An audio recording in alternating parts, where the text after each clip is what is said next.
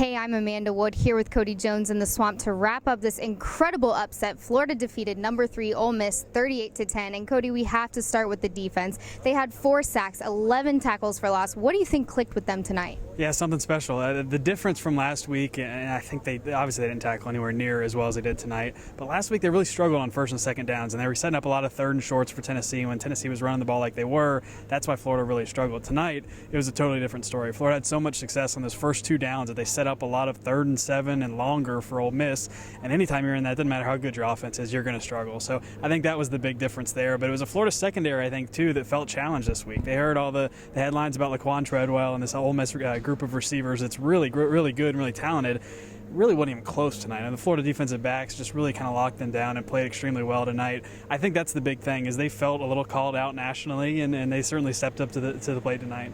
And Will Grier came out to play tonight, and I think he did all that while battling the flu. He was 24 of 29, 271 passing yards, 4 touchdowns. He started off with a 36-yard touchdown pass to Demarcus Robinson, who just before that touchdown pass, he surpassed 1,000 career receiving yards here at Florida. How impressive was Will Grier's performance tonight? Yeah, we should all go get the flu. I mean, it was really that good. He was absolutely locked in from the very beginning. You saw last week against Tennessee, too. He started 0 for 4, and none of them were really close either. Tonight was a totally different story. I mean, he was locked in from the very beginning. To only have a handful of incompletions like that, and you could McElwain afterwards just kind of trying to maybe downplay it a little bit and saying, well, he really won't. I'm sure he'll want those throws back and everything. But I mean, the guy played really, really well for his 5th collegiate start as a redshirt freshman. That's more than you could ask for out of him.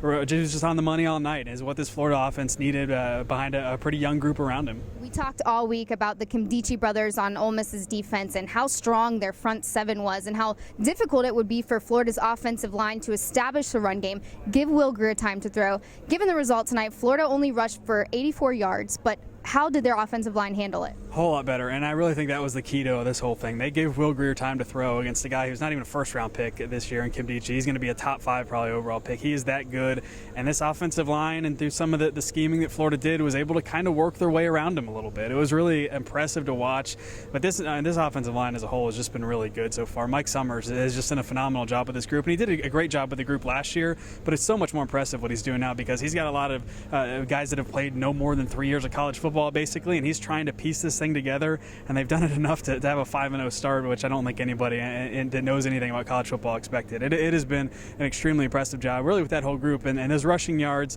I think obviously not. They want more out of the running game, but they were able to hold the pocket for Will Grier and give him enough time to do what he did. Definitely impressive by this young group, and it puts Florida on a national stage now. They're going to jump up in the rankings clearly. How high do you think they could go?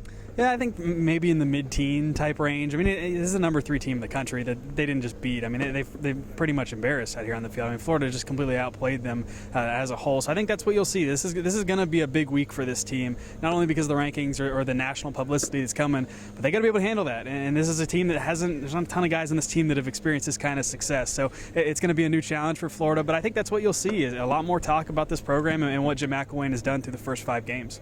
Well, this place was certainly very loud tonight, and Florida hits the road next week to take on Missouri, and we'll have you covered for all of it right here on FightingGators.com, so keep it locked. For Cody Jones, I'm Amanda Wood.